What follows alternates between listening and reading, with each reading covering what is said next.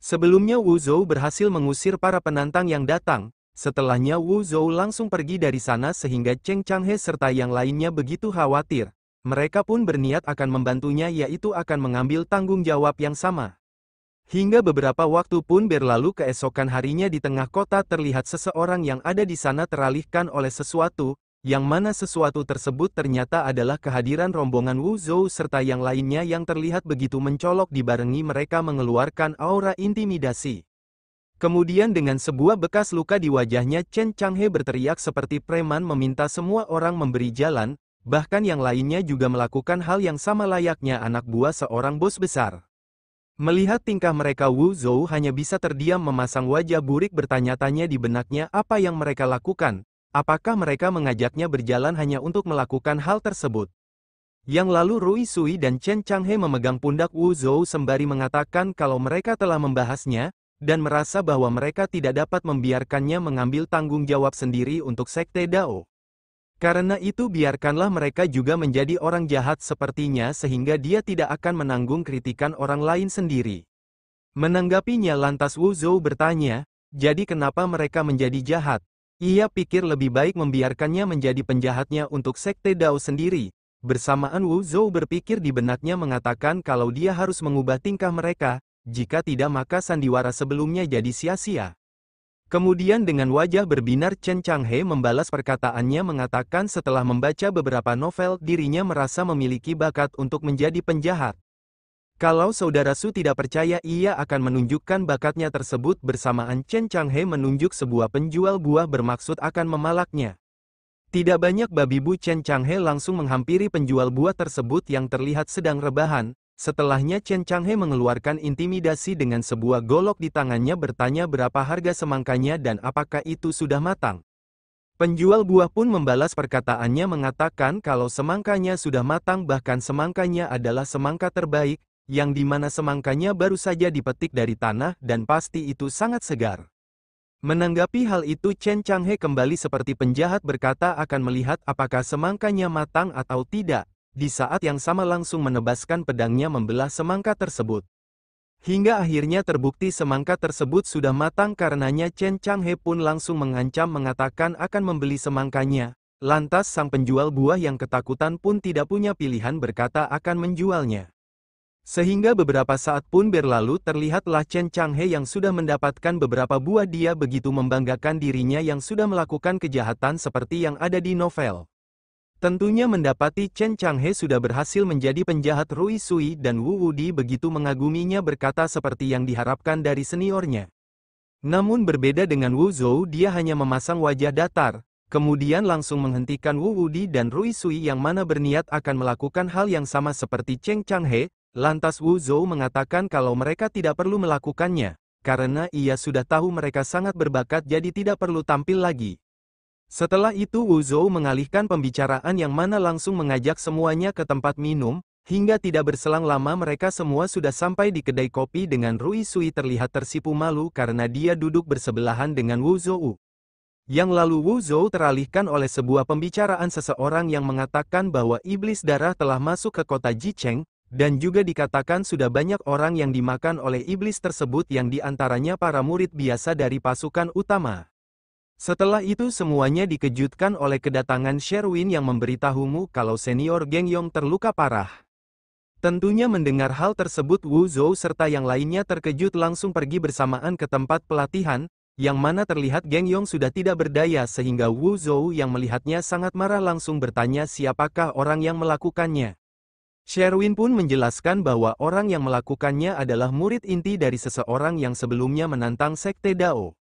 Yang mana murid tersebut menantang senior Geng Yong sembari merendahkan Sekte Dao karenanya senior Geng Yong pun menerima tantangan tersebut. Namun tanpa diduga pria itu sangat kuat sehingga dapat dengan mudah mengalahkan senior Geng Yong dan terus memukulinya sampai terluka parah. Mengetahui hal tersebut Wu Zhou seketika mengepalkan tinjunya menyalahkan dirinya sendiri. Apakah karena dirinya menghajar orang-orang sebelumnya, jadi mereka datang untuk balas dendam. Tapi perkataannya tersebut dibantah oleh Geng Yong memintanya untuk jangan menyalahkan dirinya sendiri, sebab itu murni ketidakmampuannya yang sangat lemah, dan tidak sekuat orang lain jadi jangan terlalu banyak berpikir. Setelah mengatakan itu, Geng Yong kembali merasakan rasa sakit di tubuhnya membuat Wu Zhou serta yang lainnya khawatir. Lantas Sherwin pun menenangkannya mengatakan kalau dirinya sudah memanggil dokter dan akan segera tiba jadi tidak perlu khawatir. Pada saat itulah datang dokter yang dimaksud langsung memeriksa tubuh Geng Yong yang mana setelahnya dia menjelaskan kalau organ dalamnya telah rusak dan cederanya cukup parah. Sejenak Wu Zhou terdiam berpikir kalau organ internalnya terluka cukup parah, dirinya khawatir itu akan mempengaruhi latihan kultivasinya. Sementara itu yang lainnya mereka bertanya kepada sang dokter apakah bisa disembuhkan dan apakah dia bisa menyembuhkannya. Sang dokter pun membalas perkataannya mengatakan bahwa 5 organ dalam sulit untuk disembuhkan dan ia hanya bisa membantunya menstabilkan cederanya dengan jangka panjang. Mendengarnya Rui Sui sangat syok, begitu juga yang lain, mereka sangat marah berkata tidak akan pernah mengampuni seseorang yang melukai seniornya. Mendengar hal tersebut lantas Geng Yong pun meminta mereka untuk diam saja dan jangan bertindak apapun, mengatakan bahwa dia sudah siap untuk mati sejak turun gunung. Hingga pada akhirnya Wu Zhou pun tenang kembali, langsung menyuruh Sherwin menyiapkan beberapa rumput herbal bersamaan meminjam beberapa jarum perak dari sang dokter. Tentunya sang dokter terkejut bertanya apakah dia berniat mengobatinya. Kalau benar dirinya sarankan untuk tidak melakukannya, karena jika dia mengobati pasien sembarangan itu akan berakibat fatal. Begitu juga yang lainnya, mereka keberatan mengatakan kalau Geng Yong mendapatkan luka yang tidak main-main, jadi urungkan saja niatnya karena masalah hidup dan mati tidak boleh dianggap sebagai lelucon. Menanggapi hal tersebut Wu Zhou meminta mereka untuk jangan khawatir, berkata kalau dia tahu sedikit keterampilan medis, tapi yang terpenting adalah apakah mereka percaya kepadanya. Mendengar perkataan itu Geng Yong seketika terdiam sejenak kemudian menyuruh Wu Zhou melakukannya. Mendapatkan kepercayaan dari seniornya, Wu Zhao tidak banyak basa-basi langsung menggunakan teknik pengobatan Yin Yang. Yang dimana Wu Zhou menggunakan jarum peraknya untuk menotok tubuh Geng Yong, hingga tubuhnya seketika mengeluarkan energi membuat sang dokter terkejut karena Wu Zhou dapat dengan mudah menancapkan 100 jarum dalam sekali gerak. Yang lalu beberapa saat telah berlalu terlihat Geng Yong yang sudah dapat bangun, dia tidak menyangka rasa sakit di dadanya benar-benar menghilang. Tentunya melihat keadaannya membaik, Chen Changhe serta yang lainnya sangat senang, sekaligus kagum dengan keterampilan yang dimiliki Wu Zhou. Itu membuat Rui Sui makin kagum, seketika berbinar-binar dengan Wu Zhou berkata itu hanyalah masalah kecil. Setelah itu Wu Zhou memberitahu kalau seniornya akan sembuh dalam beberapa hari, bersamaan bergumam di benaknya ketika jarum ditancapkan ia memasukkan setetes cairan spiritual dari mangkuk reinkarnasi, karenanya kakak seniornya pulih lebih cepat berkatnya. Yang lalu Wu Zhou bertanya kepada Geng Yong siapa kau orang yang menyakitinya. Geng Yong lantas memberitahu bahwa dia murid dari sekte menjulang tinggi, yang tingkatannya lebih tinggi darinya, sedangkan para murid yang tingkatannya sebanding sedang tidak ada karenanya dia melawannya. Mendengar hal itu Wu Zhou keheranan bertanya-tanya kenapa orang itu tiba-tiba menantangnya, apakah senior menyembunyikan sesuatu. Yang lalu Sherwin pun yang sudah marah kepada seseorang yang membuat Geng Yong terluka, lantas memberitahu kebenarannya kepada Wu Zhou yang mana intinya orang itu datang untuk menantangnya. Namun senior Geng Yong mengatakan bahwa juniornya sedang tidak ada sehingga terjadilah pertarungan di antara mereka. Mendapati kebenaran itu Wu Zhou kemudian bertanya di mana orang itu sekarang dan siapakah namanya. Sherwin pun memberitahu kalau namanya adalah Ji Yingqi, dan dia seharusnya pergi ke paviliun musim semi. Ia mendengar bahwa murid-murid utama ada di sana untuk membahas cara membunuh iblis darah. Mendapatkan semua informasi itu Wu Zhou pun berniat akan pergi ke sana. Itu membuat Geng Yong khawatir lantas mencegahnya untuk pergi, begitu juga yang lainnya, karena orang itu berada di tingkatan yang lebih tinggi. Namun Wu Zhou tidak menghiraukannya, mengatakan kalau itu adalah masalah yang dia sebabkan jadi ia harus menghadapinya. Sekaligus Wu Zhou dengan tegas meminta semua orang yang ada di sana untuk jangan khawatir sebab ia akan bertindak sesuai aturan sekte. Beberapa waktu pun berlalu, Sin berpindah ke paviliun musim semi, terlihat sebuah kaki yang mulus, yang mana itu kaki dari seorang penari untuk menghibur para pengunjung. Yang lalu kita diperlihatkan sekumpulan pengunjung yang mana mereka membicarakan tentang penemuan 2 prajurit yang mati. Akan tetapi di sana tidak ada pertempuran sehingga mereka menyimpulkan itu ulah iblis darah yang memiliki kekuatan absolut. Bahkan dikabarkan iblis darah yang dapat menyelinap ke paviliun dan membunuh orang, Dicurigai telah bekerja sama dengan pengkhianat yang ada di paviliun musim semi, karena itulah iblis darah dapat bersembunyi begitu lama. Kemudian datanglah seseorang berkata bahwa iblis darah menelan kedua prajurit itu, tapi tidak sempat dicerna. Oleh sebab itu ia membawa harta karun rahasia sektenya, yang mana itu dapat menarik darah kedua jasad itu, dan secara otomatis dapat menemukan lokasi persembunyian iblis darah yang masih sembunyi di paviliun musim semi. Mendengar hal tersebut, orang-orang yang ada di sana seketika bersemangat berkata akan mengikuti apa yang akan dia perintahkan.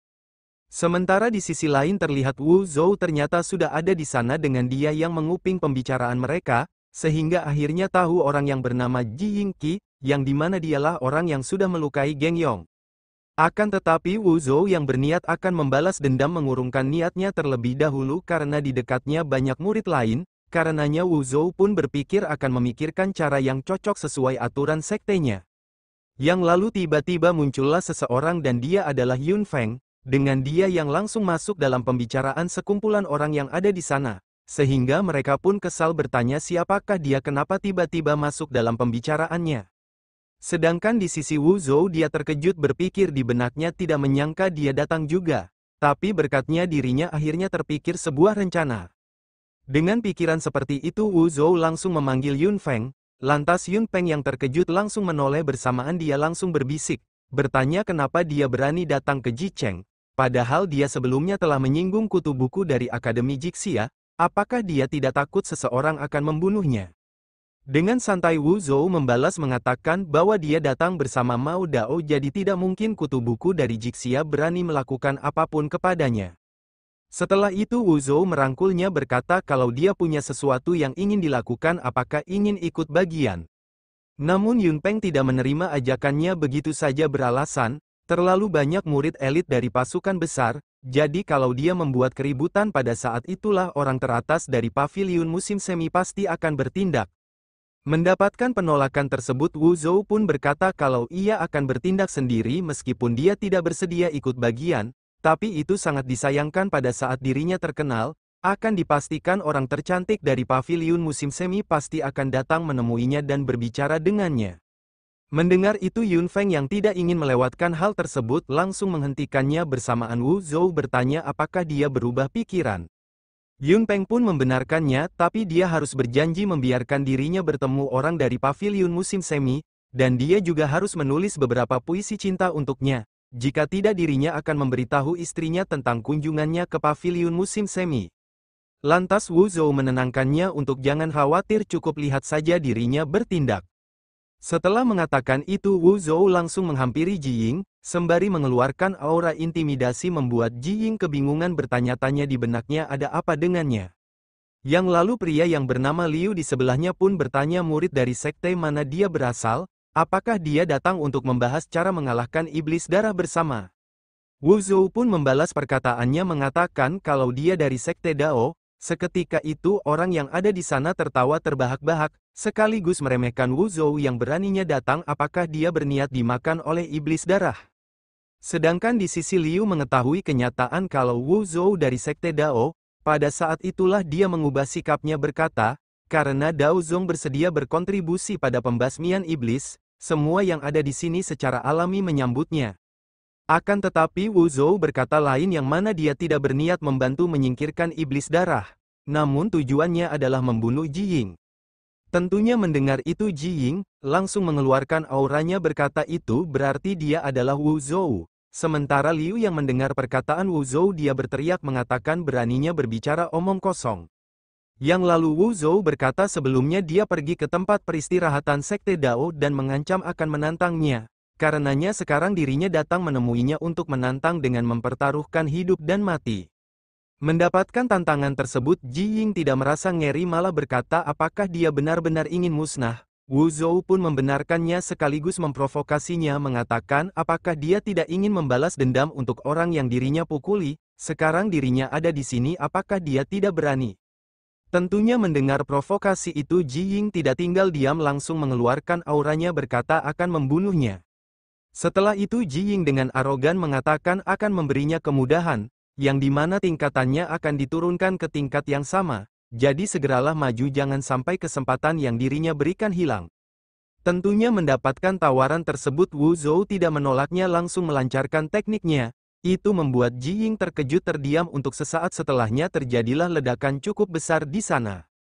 Yang lalu terlihatlah Ji Ying yang sempat menghindar dia bertanya-tanya jurus apa itu kekuatannya sangat menakjubkan, di saat bersamaan dia dikejutkan kembali oleh Wu Zhou yang sudah ada di hadapannya dengan sebuah pukulan mengarah kepadanya, itu membuat dia panik tidak bisa menghalaunya hingga pada akhirnya dia pun terpental cukup jauh menghantam permukaan. Menyaksikan pertarungan gitu orang-orang di sana tercengang tidak menyangka Ji Ying tidak bisa menghentikan gerakannya. Kemudian Ji Ying yang sudah terkena pukulan dia menggerutu kesal karena rahangnya langsung somplak hanya dengan satu serangan. Itu membuatnya keringat dingin mengatakan orang di depannya tidak boleh diremehkan. Dengan pikiran seperti itu Ji Ying pun langsung ketakutan memintanya menunggu sebentar mengatakan dirinya mengaku kalah.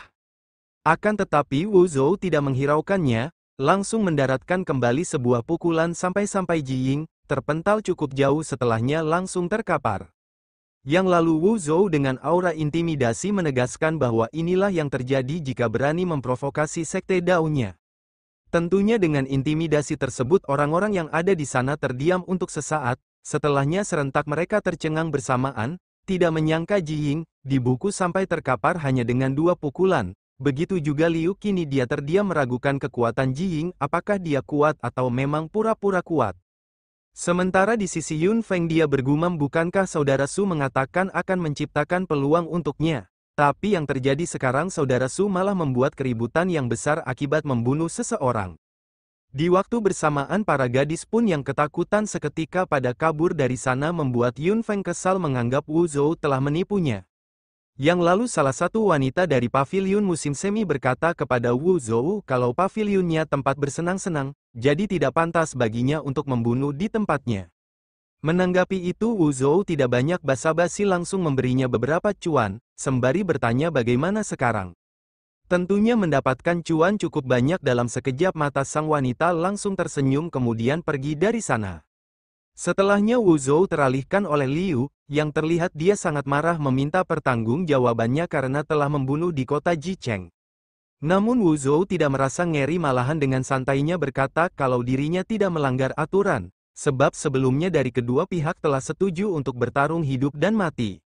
Akan tetapi Liu masih tidak terima berteriak sembari berkata, selaku sekte pemimpin dunia murid-muridnya seharusnya berbelas kasih dan pemaaf, bukannya malah kejam dan tidak memiliki kebajikan. Menanggapinya Wu Zhou membenarkan itu mengatakan kalau dirinya tidak berbudi luhur jadi apa yang akan dia lakukan, apakah dia akan bertarung melawannya pada tingkatan yang sama. Setelah mengatakan itu Wu Zhou memberi kode mata kepada Yun Feng. Dengan Yun Feng yang mengerti itu memberi jempol langsung bertindak dengan dia yang berkata kepada Liu apakah dia murid dari Akademi Jixia, jika memang benar dia konyol sekali karena takut jika menurunkan tingkatannya untuk bertarung dengan Wu Zhou. Tentunya mendengar itu Liu sangat marah berteriak menyuruhnya memperhatikan cara bicaranya, jangan sekalipun berani menghina Akademi Jixia. Namun Yun Feng tidak menghiraukannya malahan dengan terang-terangan menyebut murid Akademi Jixia adalah sampah. Setelah mengatakan itu Yun Feng membanggakan dirinya sendiri mengatakan kalau aktingnya sungguh keren, dan dirinya belajar dari saudara Su yang mana dia berkata untuk berpura-pura menjadi orang kuat, ekspresinya harus lebih kuat serta nadanya juga harus lebih dalam. Menyaksikan penampilan tersebut lantas Wu Zhou memberi jempol bersamaan langsung kabur berpura-pura takut kepada Yun Feng. Sehingga dengan begitu Wu Zhou dapat kabur dari sana menghindari masalah yang lebih besar. Kemudian orang-orang yang ada di sana seketika mengerumuni Yun Feng dengan memujinya berkata, sungguh hebat bisa membuat Wu Zhou takut dan melarikan diri. Sementara itu di sisi Liu yang menyaksikan hal tersebut keringat dingin berpikir, kalau Yun Feng sangat kuat, untungnya ia memilih untuk diam dan tidak bertarung dengannya. Xin kembali ke Wu Zhou dia di sana dipanggil seorang wanita, dengan dia yang mengatakan bahwa nonanya mengundangnya untuk pergi ke halaman belakang paviliun musim semi. Lantas Wu Zhou pun bertanya siapakah nonanya itu. Namun sang wanita hanya diam saja sehingga Wu Zhou pun langsung memintanya memimpin jalan, bersamaan bergumam di benaknya mengatakan tidak banyak orang yang mengenalinya di luar dan Yun Feng berada di sini. Itu berarti nona yang dimaksud pasti adalah dia. Yang lalu beberapa saat terlewati Xin berpindah ke halaman belakang, terlihatlah sebuah kenampakan aset yang mulus. Tentunya Wu Zhou yang sudah ada di sana tidak menyia-nyiakannya, terus menatapnya dengan antusias, yang mana terlihat sang nona yang dimaksud ternyata adalah Dai Yao. Dengan dia yang berkata kalau sebenarnya dia tidak benar-benar ingin melihatnya, tapi hari ini sangat membosankan karenanya dia pun mencari seorang pria untuk menghabiskan waktu. Menanggapinya Wu Zhou langsung mengeluarkan gombalan mautnya berkata kalau dia selalu memikirkannya. Bahkan untuk melihatnya ia melakukan perjalanan jutaan mil, terlepas dari matahari, angin dan hujan hanya untuk berdiri di depannya dan melihatnya sejenak. Mendengar gombalan tersebut Dai Yao seketika tersenyum bertanya dari mana dia belajar menggombal. Kemudian Dai Yao berkata, karena dia selalu memikirkannya maka ia akan memberinya hadiah, yang mana paviliun musim semi adalah milik sektenya. Dengan begitu dirinya dapat memberinya pelayanan gadis yang ada di paviliun jika dia mau. Akan tetapi Wu Zhou menolaknya bersamaan menyentuh dagu Dai Yao mengatakan kalau wanita yang ada di paviliun tidak sebanding dengan Nona Dai Yao, karenanya selama dirinya bisa duduk di sini dan melihatnya ia sudah sangat puas. Tentunya mendengar hal tersebut Dai Yao tersipu malu bersamaan bergumam kalau Wu Zhou gairahnya sangat tinggi, itu benar-benar menggetarkan hatinya. Dengan pikiran seperti itu Dai Yao lekas menjauh sembari berkata kalau itu benar-benar menarik. Sehingga Wu Zhou yang mendengar itu merasa tersanjung dapat menarik perhatiannya. Setelahnya Wu Zhou berpikir tidak menyangka paviliun musim semi milik sekte Dai Yao, mungkinkah seperti yang dirumorkan Dai Yao telah memiliki hubungan dengan iblis darah. Yang lalu pada saat itulah Wu Zhou seketika merasakan sesuatu langsung berkata kepada Dai Yao kalau aroma bunga persiknya cukup harum dan tajam. Lantas Dai Yao menjelaskan bahwa itu bukan pohon persik biasa, yang mana aroma bunga yang terpancar dapat menenangkan pikiran orang. Setelah mengatakan itu tiba-tiba Dai Yao merasakan sesuatu yang aneh kepada tubuhnya, sehingga Wu Zhou yang melihat itu bertanya apa yang terjadi. Dai Yao pun membalas perkataannya mengatakan kalau dia tiba-tiba merasa pusing, kemudian di saat yang sama sang wanita yang di belakangnya seketika pingsan di sana. Begitu juga dengan Dai Yao, dia seperti akan ambruk tapi berusaha menahannya. Sehingga terlihat jelas tubuhnya yang mulus bergetar sekaligus mengucurkan embun pagi dari seluruh tubuhnya. Akan tetapi Dai Yao yang sudah tidak bisa menahannya pada akhirnya ambruk. Tentunya Wu Zhou yang melihatnya tidak tinggal diam dengan cepat menangkapnya hingga pada akhirnya Dai Yao pun jatuh ke dalam pelukannya. Yang lalu Wu Zhou yang merasakan kehangatan tersebut lantas menguatkan imannya mengatakan di benaknya kalau dia sudah punya keluarga. Dengan pikiran seperti itu Wu Zhou lantas bertanya dengan malu-malu apakah dia baik-baik saja. Dai Yao pun membalas perkataannya mengatakan kalau kekuatan dalam tubuhnya tidak dapat digunakan, seseorang pasti telah melakukan sesuatu. Pada saat itulah muncul sesosok ular yang besar menyeringai berkata darah yang begitu kuat dirinya pasti akan berubah setelah memakannya. Melihat sosok ular tersebut Dai Yao yang mengetahui kalau ular itu adalah iblis darah, lantas berkata apakah dia tahu siapa dirinya, jika dia berani berbuat macam-macam maka rasnya, pasti akan binasa. Akan tetapi iblis darah tidak merasa ngeri malahan berkata, setelah diracuni olehnya mereka tidak lagi memiliki kekuatan untuk melawan, dan juga biarkan ia tegaskan rasnya itu sangat banyak apakah dia mampu. Yang lalu iblis darah langsung menerjang membuka mulutnya lebar-lebar, sehingga Dai Yao yang tidak bisa melakukan apapun hanya bisa berpikir kalau dia tidak menyangka akan mati di mulut iblis darah. Namun Wu Zhou yang ada di sana tidak tinggal diam langsung mengeluarkan teknik Zhao Tian, hingga pada saat bersamaan muncullah beberapa stempel banteng menghentikan pergerakan iblis darah sampai membuatnya tidak berdaya. Tentunya menyaksikan teknik tersebut Dai Yao terkejut bertanya-tanya di benaknya sejak kapan dia menjadi kuat. Dengan pikiran seperti itu kemudian Dai Yao bertanya apakah dia baik-baik saja. Wu Zhou pun membalas perkataannya mengatakan kalau dirinya adalah seorang ahli dalam pengobatan, jadi racun kecil seperti itu tidak akan menjatuhkannya.